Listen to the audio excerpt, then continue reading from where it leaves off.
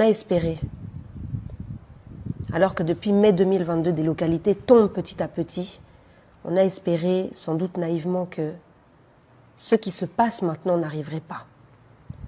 On a espéré que les forces armées rwandaises, avec leurs M23, leurs alliés ougandais, leurs alliés kenyans, et bien sûr tout ça au service des officines occidentales, n'arriverait pas jusqu'à certaines villes stratégiques de notre pays. Des villes comme Goma, des villes comme Minova. Mais dans ce monde où les règles du jeu sont décidées par des barbares occidentaux, en costume cravate, pour qui faire du profit dépasse toute autre forme de logique. Le plan de balkanisation du Congo suit son cours avec toute la manipulation psychologique qu'il y a autour. Les ennemis du peuple congolais, qu'ils soient occidentaux ou africains, continuent dans cette folie meurtrière qui les rend si riches en dollars. Ça, c'est la situation actuelle. Et aujourd'hui, on sait que peu importe qu'en dehors du continent africain, les gens soient au courant du système très bien ficelé d'oppression que les Congolais doivent subir aujourd'hui, la seule solution que nous avons, nous Congolais, elle demeure en nous-mêmes. La guerre, on doit la mener sur tous les fronts. Ceux qui peuvent descendre sur le terrain, qui peuvent se battre, qui peuvent mettre l'uniforme, qui peuvent rejoindre les mouvements patriotiques avec leur cœur, avec leur amour pour le pays, faites-le. La guerre, elle est aussi communicationnelle.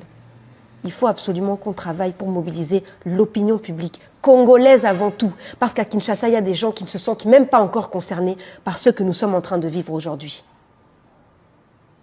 Il faut également mobiliser l'opinion publique africaine. Le problème du Congo concerne tout le continent.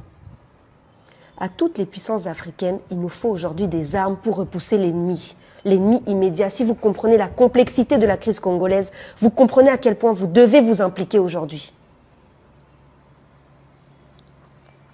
Il faut aussi des armes d'une autre forme pour combattre ces ordures qui, depuis leur petit bureau doré en Occident, organisent le chaos congolais à distance. Bien loin des fronts de guerre. Chacun peut aider. Chaque citoyen, partout où il est dans le monde, peut aider. Il y a plusieurs organisations aujourd'hui qui récoltent des fonds pour avoir de l'eau, des serviettes hygiéniques, des abris. Vous imaginez aujourd'hui tous ces enfants qui vont être traumatisés à vie, qui sont en train de se déplacer, qui marchent depuis 2 jours, qui ne savent même pas où ils vont dormir. Des handicapés, des mamans enceintes, des vieilles personnes. Chacun peut faire quelque chose, s'il vous plaît. Vous avez des cagnottes qui sont en train de tourner d'organismes très sérieux. Et enfin, les personnalités congolaises. Les artistes congolais qui ont des vues par millions, qui sont suivis par des millions de personnes. Depuis ces 2 derniers jours dramatiques, sur vos stories, on voit du divertissement. C'est bien. Continuez de vous divertir. Mais à un moment donné, il va falloir que vous leviez votre voix et que vous vous engagiez. Il faut le faire avant qu'il ne soit trop tard.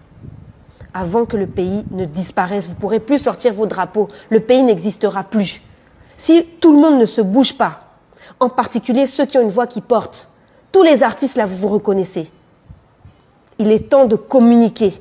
Il est temps de faire bouger le monde. Il est temps de faire comprendre qu'on est en train de vivre une crise inacceptable. Parce qu'avec votre voix, vous pouvez lever la population congolaise en elle-même. Parce que c'est ça dont on a besoin. Lever la population congolaise.